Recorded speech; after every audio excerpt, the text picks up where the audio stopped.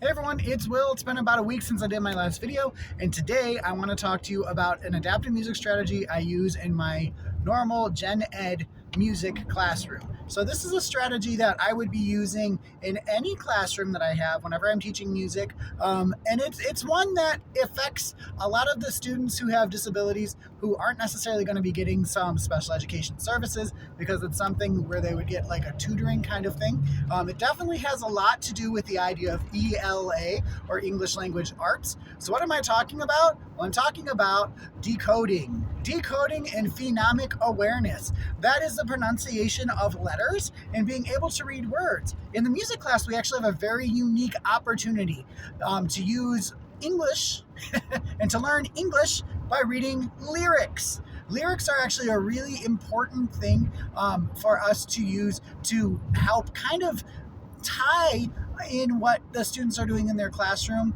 to what they can do in the arts. Right? So these students are learning how to read and they're learning how to do something called decoding. Back in my day, we didn't call it decoding, we called it phonics. Remember, Hooked on Phonics worked for me. It's pretty much the same idea. We're finding out the sounds of the vowels and the consonants. Now, what I would do for phenomic awareness in my classroom, or what I would actually do to really, really drive it home, is to work on mouth shapes. So here's an interesting idea.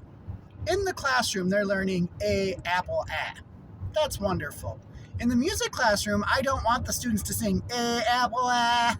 Did you hear how bad that sounded?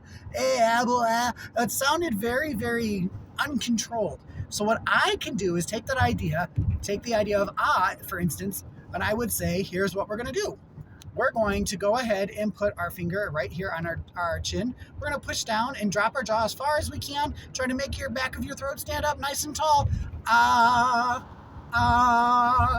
A, apple, By doing that and by actually putting the finger on our chin, what I'm doing is I'm showing them to really drop that jaw. We're trying to get a really tall vowel sound. And this all ties into music. You know, I do teach voice lessons as well, something I do as a one-on-one thing. And vowels are a big deal. A dirty vowel or a very unclear or unclean vowel makes the song sound out of tune. So I'm going to use this idea, especially with my younger grades, to make sure they're doing the pure vowels. Now, this does become a little odd when we get to the E vowels, so I tend to not really focus too much on those at the beginning. When you're singing in E, I'm saying E like a Cheshire Cat smile, that would be a big no-no. You would actually curve your tongue. E, right? Or wouldn't do that. I'd curve my tongue. That doesn't work. It doesn't necessarily translate as well. But ah, o, ooh. Ah, o, ooh. A big one for ooh, what I love to do with the students, because they never realize this, is have them turn their chin and say ooh, ooh. Then they see that dropping of their chin, even though the circle in the front of their mouth is smaller. It really, as I said, reinforces the vowel sounds. So not only do I work on those vowel sounds, I work on those explosive consonants. In music, p, k, t, g.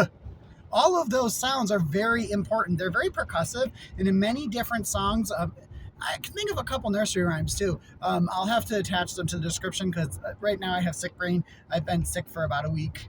It's this never-ending cold, and it just won't go away. That's why I have a rasp in my voice. I don't have a raspy voice. I'm just not feeling well. But anyways, the p, k, t, b, these are all very percussive sounds. So again, we're using the idea of singing. We're using the idea of percussion and rhythm to reinforce the idea of the sounds of the consonants that these students are learning. So again, it doesn't seem like I'm doing much, and for some people, they might not even realize they're doing it, but this really is an adaptive music strategy. It helps a lot of our students, especially with dyslexia. It's amazing what I see when I've worked with some students on reading one-on-one, just reading, because I do teach summer school, and they were not able to decode words. They would sound out the word but say a completely different word, or they couldn't figure out the sounds. But then I give them a song lyric, and in a lot of songs, this might be too much information, sorry if it's boring. A lot of songs, what they do is they'll put the word and they'll put a dash if the word is broken up between different notes. You would think that'd be confusing, but actually visually seeing the pieces of the word broken up with the different note intervals has helped many of my students because they realize, wait a minute, ka-ta, ka-ta, cat. That big word is cat. Seeing it the way it's written in music, hearing it, and then reinforcing ka-at with the different vowel shapes, demonstrating the shapes that I'm looking for and having them repeat has been a huge thing for them to actually learn how to read lyrics in the music room. So it's kind of cross teaching. It's definitely adaptive music, but the idea of focusing on those vowels, especially the ah, o, and oo, and focusing on the percussive or very harsh consonants, would make a huge change for these students. So I hope you take that idea, work on those decoding and phenomic awareness drills, and I hope you all have a great week. Bye.